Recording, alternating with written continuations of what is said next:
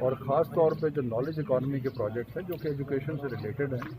ان میں 43 بلین کے تقریباً نالج اکانومی کے پروجیکٹس ہیں۔ تو میرا خیال ہے کہ جو حکومت کی تعلیم ترجیح ہے اور رہے گی، اور اس میں یہ جو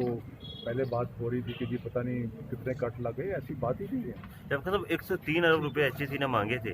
اور ایلوکیٹ ان کو ہوا ہے 59 ارب۔ تو کل یہ بات ہو رہی تھی شاید کیونکہ ریکرنگ بجٹ جاتا ہے یونیورسٹیز کو تو فیسوں میں اضافہ بھی ہو سکتا ہے، مسائل تو بڑھیں گے سر اس سے۔ نہیں دیکھیں، اس کے اندر جو پچھلے سال ان کو ملا تھا وہ 65 بلین ملا تھا،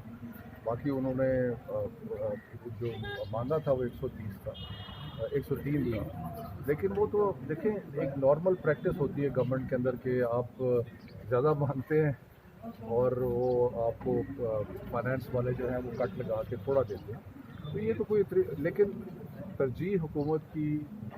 ہے، اور اس کو آپ کو 3-4 جگہ پہ بجٹ میں نظر آئے گا۔ آپ کو ایجوکیشن کے بجٹ میں نظر آئے گا، آپ کو سائنس اینڈ ٹیکنالوجی کے بجٹ میں نظر آئے گا، آپ کو انفارمیشن ٹیکنالوجی کے بجٹ میں نظر آئے گا۔ تو مختلف جو منسٹریز ہیں، اگر ان کے بجٹ کو آپ دیکھیں تو یہ ایجوکیشن ریلیٹڈ اور ایجوکیشن کے ساتھ جو منسلک چیزیں ہیں ان کے لیے کوئی کمی نہیں ہے۔ اسلام آباد صاحب جو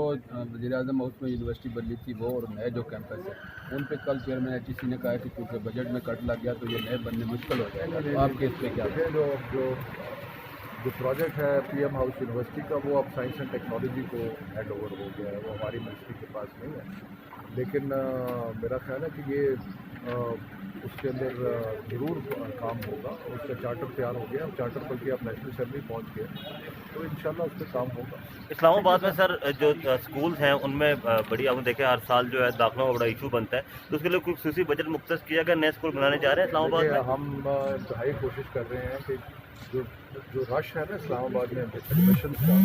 وہ مخصوص کوئی 15 یا 20 اسکول ہیں جس میں زیادہ رش ہوتا ہے، اور وہ اس لیے کہ وہاں کو اس کا معیار بہتر ہے۔ اگر ہم باقی اسکولوں کا معیار بہتر کر دیں گے تو وہ جو رش ہے وہ کم ہو جائے گا، اس لیے ہماری انتہائی کوشش ہے کہ جتنے بھی اسلام آباد کے اسکول ہیں ان کے معیار کو اٹھایا جائے، اور اس میں ہم آگے بڑھ رہے ہیں۔ چلیں، بہت شکریہ sir, thank you so much, thank you.